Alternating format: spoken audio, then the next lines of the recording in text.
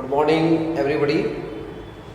आज महिला महाविद्यालय ऑनलाइन चैनल के माध्यम से हमारी जो समाजशास्त्र बीए भाग तृतीय की क्लास है उसमें प्रथम पेपर के अंदर अब तक हम इमाइल दुर्खिम के कृतित्व और व्यक्तित्व के बारे में, इमाइल दुर्खिम ने जो श्रम विभाजन का सिद्धांत दिया है उसके बारे में हमने चर्चा की है। आज की क्लास में मैं श्रम विभाजन सिद्धांत की समालोचना इस बिंदु पर अपना व्याख्यान दूंगा।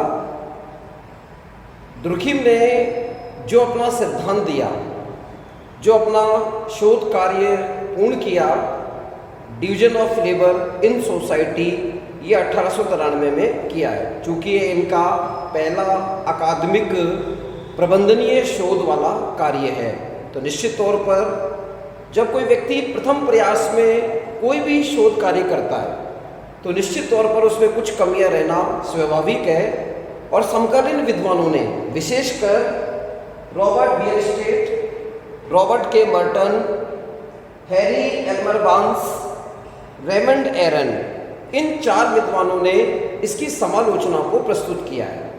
अब यहाँ विद्यार्थियों के मन में भ्रम हो सकता है कि समालोचना और आलोचना में क्या अंतर है।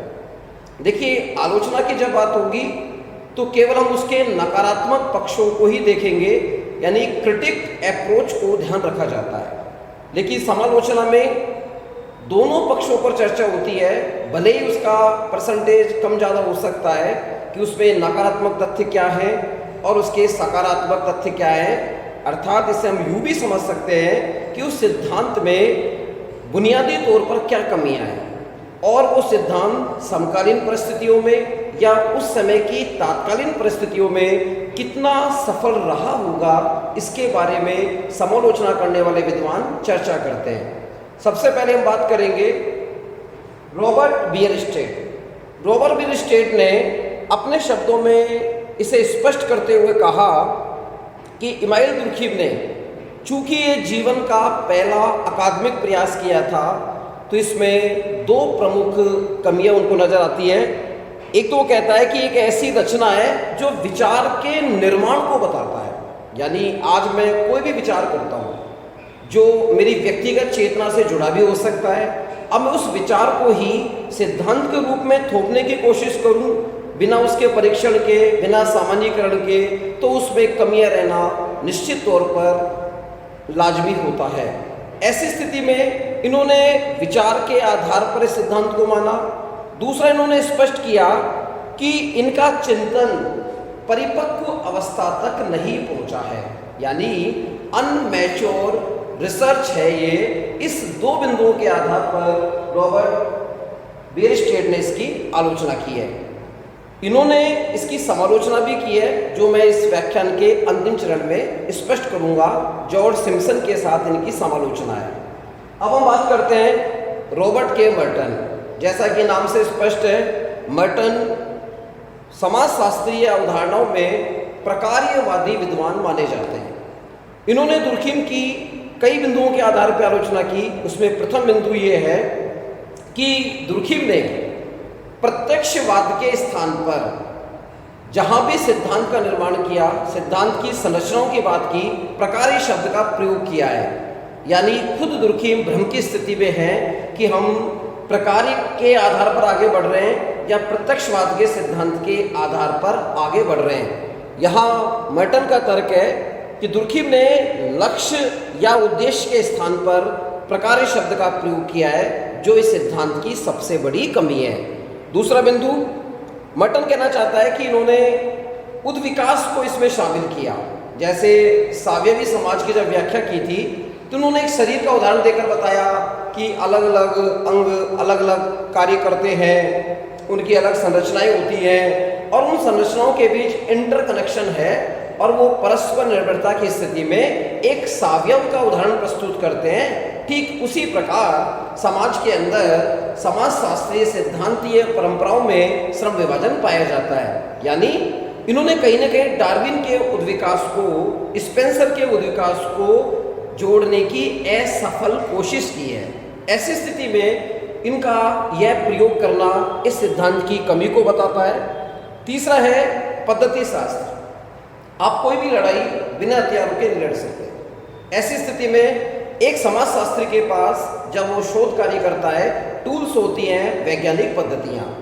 अब यहाँ पर एक तरफ तो आप कह रहे हैं कि हम प्रत्यक्षवाद के आधार पर अध्ययन कर रहे हैं, दूसरी तरफ आप उसमें प्रकार्य शब्द का प्रयोग कर रहे हैं, तो मर्टन का तर्क है कि आपकी कोई निश्चित पद्धति नहीं है। फॉर एग्जाम्पल, यदि आप वैज्ञानिक पद्धति का प्रयोग करते हैं, फ्राइड के अनुसार मनोवैज्ञानिक अवधारणाओं का प्रयोग करते हैं, तो तर्कसंगत होता, लेकिन दुर्खिम खुद भ्रम में फंसे रहे, खुद इस बात को स्पष्ट नहीं कर पाए कि उनकी पद्धति कौन सी होगी, क्योंकि पद्धति के आधार पर उनका कोई सम्यक रास्ता नहीं है।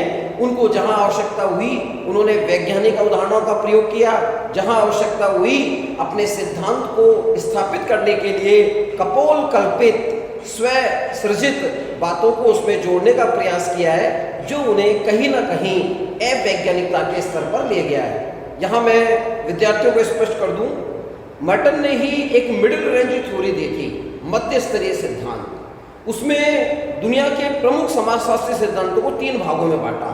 यदि से हम एक त्रिभुज के शेप में देखें और उसको 3 खंडों में बांट लें, तो सबसे ऊपर वाला जो हिस्सा है वो कम स्थान घेरता है, यानी समाजशास्त्र में स्वीकृत सिद्धांतों का अभाव है।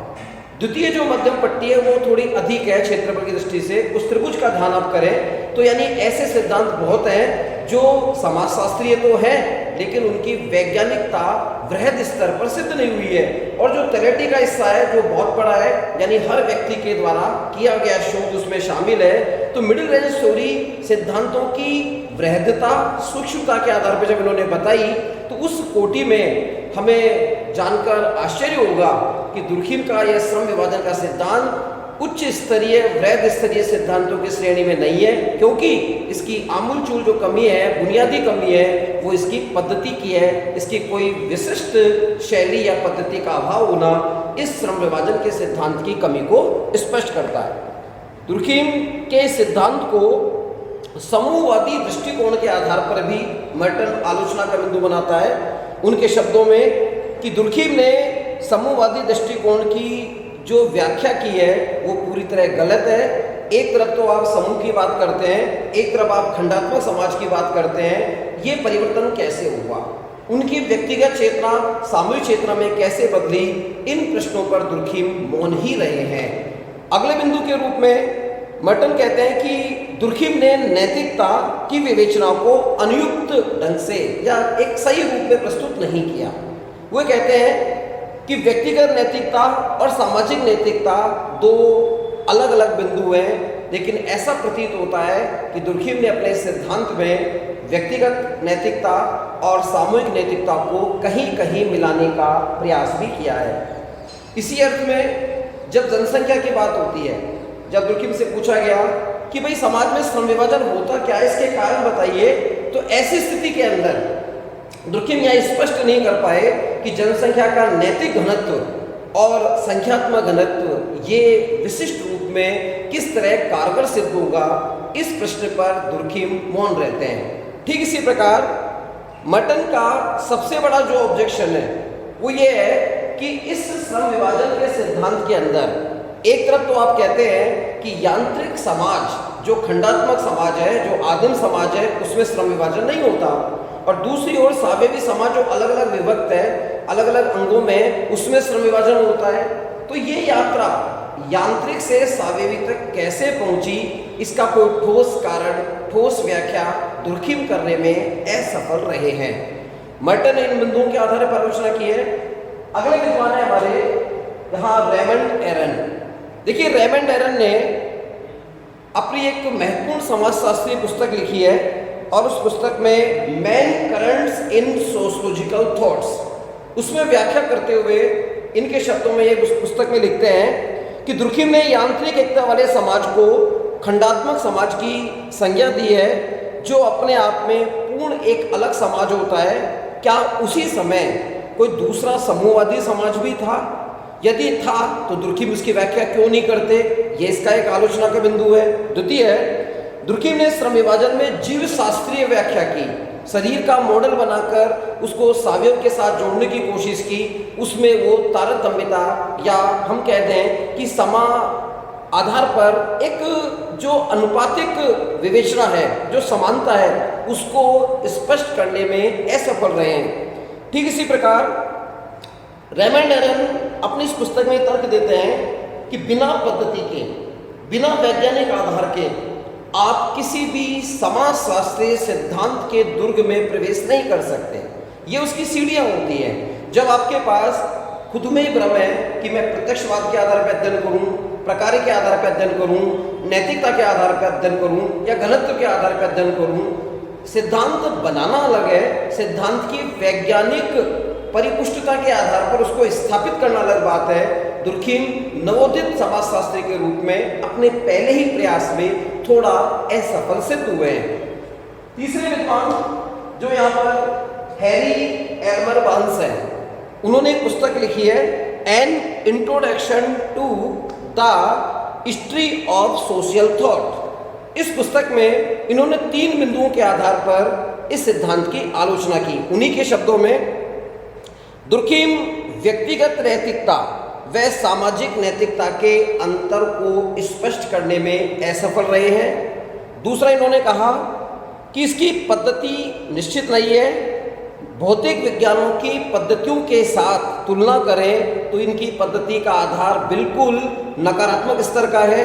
और तीसरा है कि दुर्खिम ने अपने सिद्धांत में कहा कि सुख की अभिलाषाओं से सभ्यताओं का जन्म नहीं हो सकता। यहाँ इसकी आलोचना करते हैं कि जब व्यक्ति सुख की प्राप्ति करने की इच्छा ही नहीं रखेगा तो फिर वो नए नए आविष्कार क्यों करेगा। आज किसी आदमी को कह दिया जाए कि तुझे दिन भर सोना है, फिर वो नवाचार का प्रयोग क्यों करेगा। उसे तो सोना है क्योंकि भोजन मिलेगा और वो सोता रहेगा। लेकिन यदि उसे सुख चाहिए, उसे अपनी प्रतिष्ठा चाहिए, अपना नाम चाहिए, अपना अर्थोपार्जन चाहिए, तो उसे वहाँ से सोने वाली मुद्रा से हटना पड़ेगा। उसे कुछ नए कार्य करने पड़ेंगे। और जब नया कार्य करेगा, कुछ नया नवाचार प्रयोग करेगा, कुछ नए सृजन करेगा, तभी तो सभ्यता बन पाएगी। तो सभ्यता के विकास के संदर्भ के आधार पर यहाँ बार्न्स इसकी आलोचना करते हैं। अब प्रश्न उठता है, इन आलोचनाओं के अतिरिक्त जो वेरिस्टेड, बर्टन, बार्न्स और रेमंड एरन करते हैं, एक समालोचना का प्रारूप भी प्रस्तुत किया जाता है। समालोचना के अंतर्गत रॉबर्ट वेरिस्टेड कहते हैं, आज के वर्तमान आधुनिक समाज में जब हम विश्व स्तर पर समाजशास्त्रीय परंपराओं की चुनौतियों का अध्ययन करते हैं तो यह कहना अतिशयोक्ति होगा कि दुर्खिम वहाँ कमजोर है। बेशक दुर्खिम के नैतिकतावादी सिद्धांत, दुर्खिम के सामूहिक प्रतिनिधित्व वाले सिद्धांत, सामाजिक तथ्य, श्रम विभाजन, आत्महत्या, ये ऐसी थ्योरी है जो आज उन्हें शिखर के समाजशास्त्रियों के समकक्ष खड़ा करती है। बेसिक रूप में भले ही आत्महत्या का तथ्य नकारात्मक हो सकता है, लोग सोच सकते हैं कि ये सामाजिक नहीं है, लेकिन दुर्खिम ने इसमें भी इसको सामाजिक तथ्य मानते हुए व्याधि के तथ्यों की व्याख्या करते हुए ये स्पष्ट कर दिया कि अहमवादी, परार्थवादी, एनोमिक और भाग्यवादी, ये 4 प्रकार की जो आत्महत्याएं हैं, इनका आधार रिसर्च के बेस पर है। यहाँ विद्यार्थियों का मैं ध्यान आकृष्ट करना चाहूँगा कि रिसर्च बेस होने का मतलब है कि समाजशास्त्र में पहली बार स्टैटिक्स का यूज करना, अकादमिक विवेचनाओं का यूज करना दुर्खिम ने ही सिखाया था।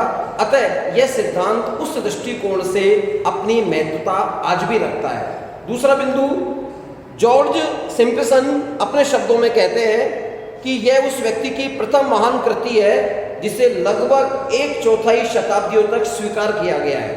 कहीं ना कहीं इसके पीछे उनकी वैज्ञानिक एक चेष्टा है, एक ऐसा प्रयास है जो कहीं ना कहीं लक्ष्य पर नहीं पहुंचा हो लेकिन मार्ग दिखाने का कार्य करता है। क्योंकि यहाँ अग्रज विद्वानों के बारे में कहा गया कि आज हम जो कुछ भी हैं उनकी पीठ पर बैठकर करने वाले काम की दृष्टि से हैं। यानी अगर किसी व्यक्ति ने कोई काम किया है, हम उसको आगे बढ़ाने का काम करते हैं। आप इसको इस रूपक से समझ सकते हैं। आज हमारी माताओं बहनों को रसोई के अंदर चूल्हा जलाना होता है, तो चूल्हा जलाने के लिए वो 2 पत्थर लेके नहीं रगड़ेंगी, क्योंकि वो हमारे पूर्वज कर चुके हैं। उसके बाद उन्होंने दिया सलाई के बाद लाइटर, और लाइटर के बाद हम और अति आधुनिक तकनीक के स्तर पर पहुंच गए हैं। यानी हम प्रारंभिक स्तर से लेके आज के विकसित स्तर पर पहुंच गए हैं। ठीक इसी प्रकार समाजशास्त्र में भले ही ये पत्थर रगड़ने जैसा कार्य हो, ये सिद्धांत बनाना। लेकिन आज हम नव मार्क्सवाद, नव प्रकार्यवाद, एथोडोमेथोडोलॉजी, फिनोलॉजी जैसे सिद्धांतों तक यदि पहुंचे हैं, तो कहीं न कहीं इस यात्रा में दुर्खिम का यह सिद्धांत एक पड़ाव के रूप में आया होगा। यह उपयोगिता इनके महत्व को प्रकट करती है। ठीक इसी प्रकार इस संदर्भ में बोगार्स, जिन्सबर्ग और सोरोकिन ने भी अपनी समाजशास्त्रीय आधारों पर इसकी व्याख्या की है। अतः इस सिद्धांत को जो श्रम विभाजन का एक रूपक प्रस्तुत करता है, इसको बिल्कुल हम इग्नोर नहीं कर सकते। ये आप इसको यूँ समझें कि हम किसी लक्ष्य पर जा रहे हैं और ये लक्ष्य के पड़ाव के रूप में कार्य करता है, और इस स्तर पर यह सिद्धांत एक उपयोगी सिद्धांत है। मेरी जो अगली क्लास होगी वो दुर्खिम के सामाजिक तथ्य की विवेचना से संबंधित होगी।